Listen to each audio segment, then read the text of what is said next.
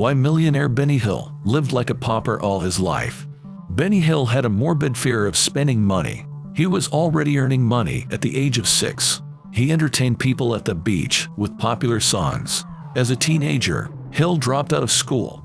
He worked as a milkman before moving to London. There he found a job in a theater props department. The director was impressed by his impressions backstage. One day, an actor showed up to work drunk. The director replaced him with Hill. During World War II, Hill served in the British Army. He entertained the troops in a variety of shows. He adopted the professional name Benny Hill. It was in homage to comedian Jack Benny. Following the war, Hill performed in London music halls. He suffered stage fright throughout his career. His voice was too small to hear past the first few rows. Hill then started working as a radio performer. He attempted to make his own personalized series. He began to write comedy scripts. In 1952, he caught the attention of the BBC. On television, Hill could avoid self-exposure. The Benny Hill Show became popular across the world. It aired in more than 140 countries between 1955 and 1991. Charlie Chaplin was said to be a fan of Hill's work. He was welcomed into Chaplin's private study. Hill was worth millions thanks to royalties, but he had a phobia of spending money. Hill would wear old-fashioned clothes.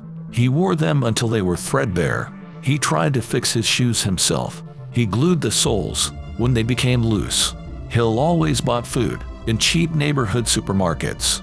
He went shopping when groceries were on sale. He avoided taking taxis.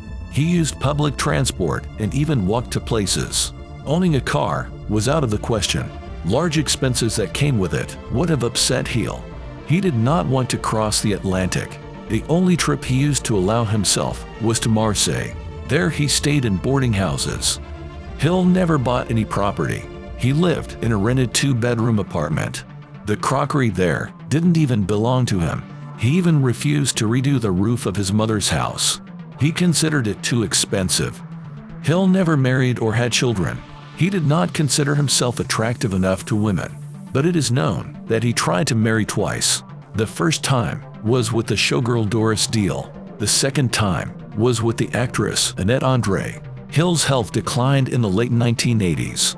Hill suffered kidney failure. In 1992, he suffered a mild heart attack, but he refused a heart bypass surgery. Hill died alone in his apartment at the age of 68. His producer hadn't heard from him for 2 days. He found Hill in an armchair, surrounded by food and dirty dishes.